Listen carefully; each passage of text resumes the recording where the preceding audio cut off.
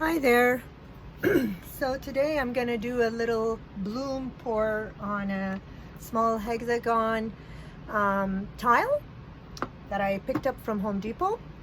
I'm not sure if these colors go well together, but you'd be surprised what beautiful things come out when you combine odd colors together. So I'm going to just experiment with that today and see where it takes me. Excuse me. I have some leftover paint here in rose, purple, neon orange, dark green. I don't know. I think this is I think I know what it is. I just don't know what it's called. And lavender. This is actually Amsterdam series pearl yellow.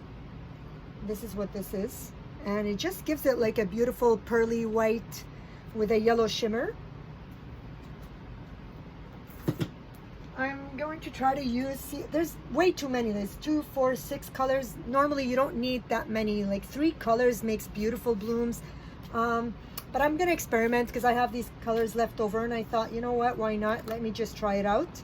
I'm going to use probably white pillow paint and a white cell activator, but I don't know yet. So let's just start and see where it takes us. I have some leftover white paint here I'd like to maybe experiment with.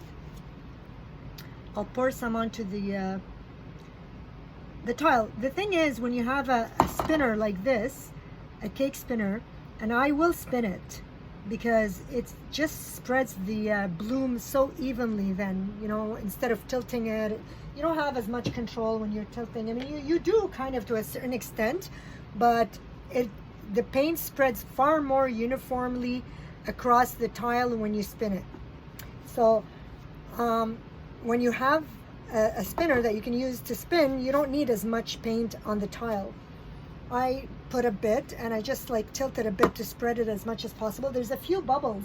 It's better to take off the bubbles now, to pop them now before you spin it, because you don't want to ruin the image. If anything, once you turn it and you've poured the paint on it and you've turned it, you spun it, there's an image that's created, and if there's bubbles, you'd have to go in with your toothpick to pop the bubbles, but you might ruin the image at the same time. You know, you might create a boo-boo, so you don't want to do that. It's better to pop them right here before you start pouring your paint, if you can.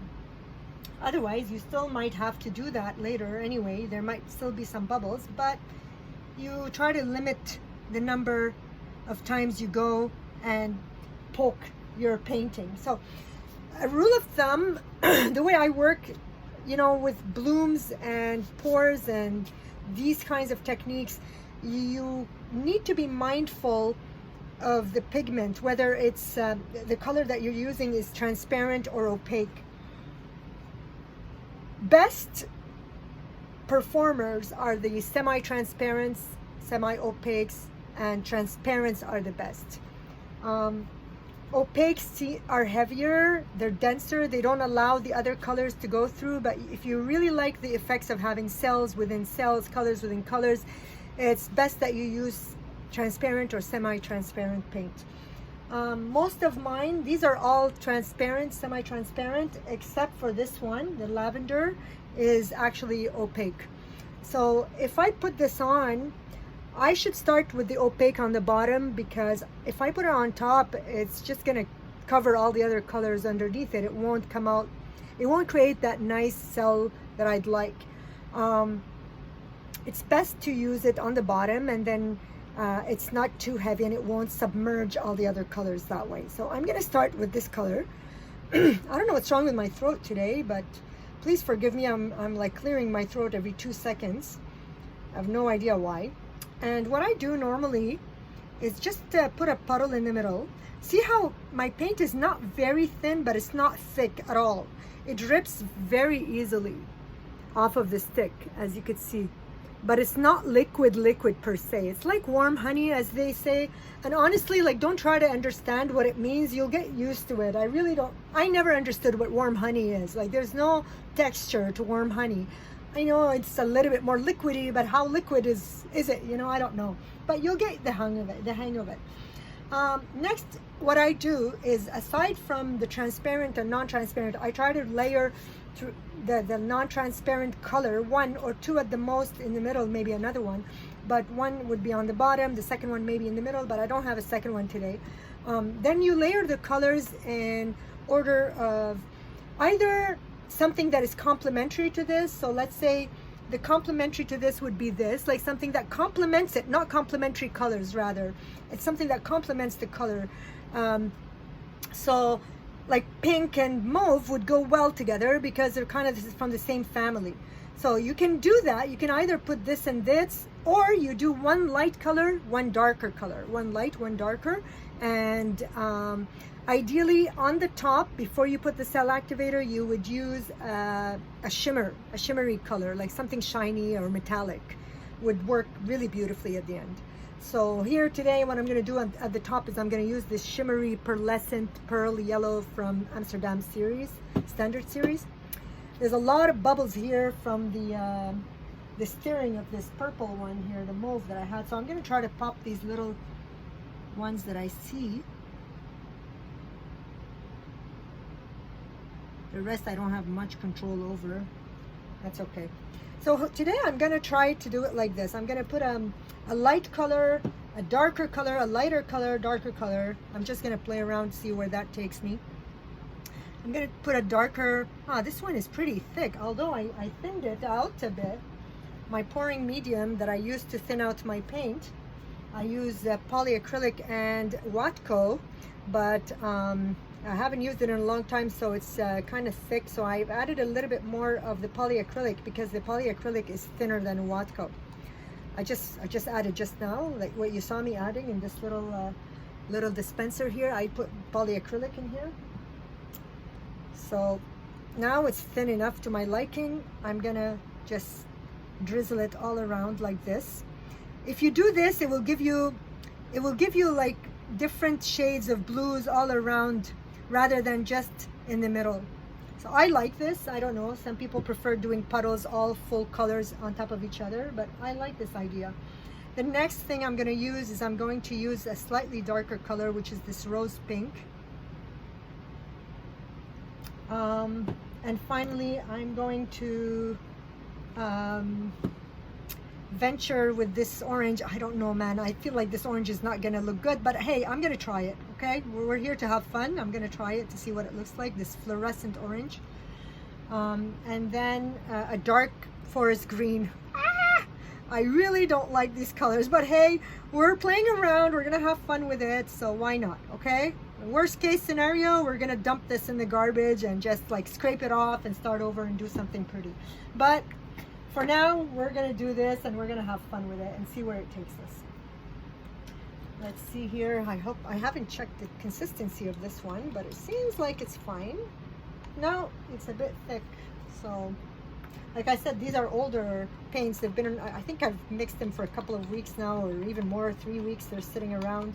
Even though they're covered, they do thicken with time, so you need to sometimes just thin them out a bit. So here we go. I'm going to put this in the middle, because I do want my shimmery to be right underneath my cell activator, and we'll see where that takes us. How about that? Now, because this is light, I was going to use a white cell activator, but because this is light, white on white, I don't know. I don't think it's going to make much of a contrast. It's not going to be pretty, so I've changed my mind. I'm going to use a black cell activator. Always shaking my cell activator. My cell activator, if you want to know the recipe, I followed Shelley Carruthers e-course, and it comes with the recipe for an amazing cell activator and how to do blooms and swipes and all that. And depending on which country you are, you could be in any country in the world, and she has like recipes for every country. So this is fantastic. You can follow the course. If you want, you can use my code. I think I have it on my profile. ShellyArt BK15 or ShellyArt 15 BK, I think. Yeah, 15 BK, I think that's what it is. And you can follow the course. You get 15% off. It's really not expensive. It's so worth it. And you get the recipe for the cell activator and a whole bunch of other stuff as well that, you know, she teaches you how to do the blooms, how to start, where to go, and all that. It's amazing. So now I put my cell activator in the middle and I'm going to blow. Watch how I do this. I mean, you can't really see, but try as much as possible to see what I'm doing. What I'm doing is I'm going to try to blow in the middle, spread my cell activator out, and then spread it over the paints all around.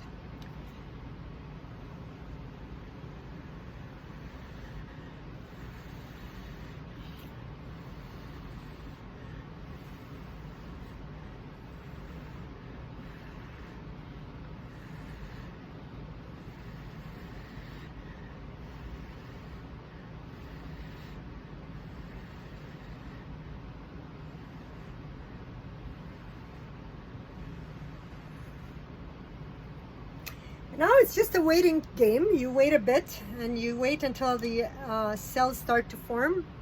I'll show you a bit of a close-up here what it looks like. As you can see, the paint, I blew the black cell activator over the paints, and now it's starting to create these little cells, which will eventually create colors within colors. And you gotta wait a bit because it takes time for this to work. Maybe, you know, 30 seconds to a minute. Sometimes you need 2. There's something wonky here that's I'm not liking too much. I don't know what it is. It may be that my paint is too thin. One of the paints could be too thin, or it could be all of them too thin. I don't know. But this just tells me that when I spin it, I better not overspin it because it will get wish-washed.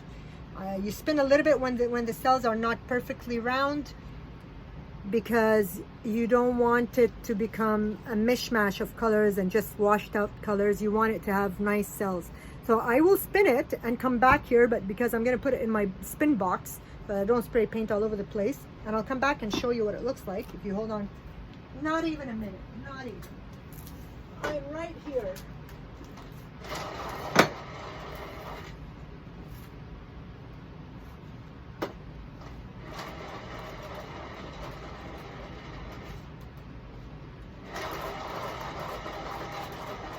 This is me spinning it.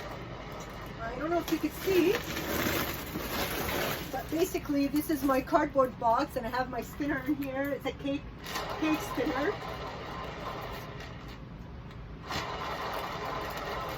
I spin it either to the right or to the left, depending on how I want the paint to move.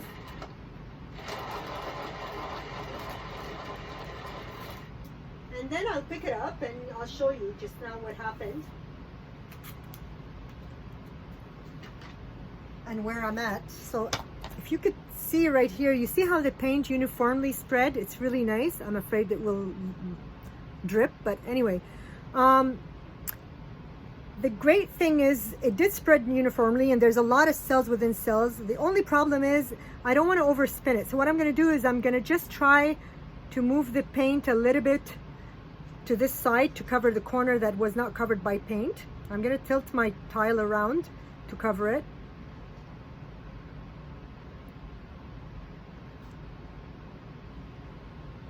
Normally you don't have to do this. Normally by just spinning it you're fine, but because I'm afraid that the paint is going to get all wish-washy, because I do see that it's a bit liquid, it's a little bit too thin, so for that reason I'm going to tilt to cover my white corners and white spots that have not gotten any paint on them. After that, I just cleaned the bottom of my coaster. I mean, this is what this would be. Either a coaster or something you'd hang on a wall, I'm assuming, but there you go. This is what it looks like, the final product. See, the colors are okay. I'm not crazy about the green with the purple, but some people love that. I mean, some people think, wow, I love anything with purple. So I find it's pretty. Not one of my best, but it's not a horrible one. As I said, I think there's too many colors. I honestly prefer working with fewer colors than this, because then you appreciate, like, the colors pop more and you appreciate the genuine color of everything. As you can see, the orange was completely covered. I don't see a single bit of the orange in here. You see that? And there's not a lot of contrast, just the greens and the purple and the pink, a little bit of white. This is nice, but not one of my best, but still nice. And so this is how I do them. I mean, this is how you would start. You would start on something small because you need to master this technique before you move to something bigger. It's really not the same doing it on a small tile and a bigger canvas. Absolutely not the same. And you'll know from experience, you will try it and you'll see that it's quite a challenge to pull this off on a larger canvas. But if you can start with this and achieve something similar to this in the beginning, you're on the right track and you will get there. Just a matter of practice and time. That's it for today. I hope you've enjoyed my mini lesson, my mini coaster. And if you have any questions or concerns or whatever, comments, don't hesitate to comment, to write me. I'll be more than happy to answer any of your questions. Have a great day. Until next time, take care.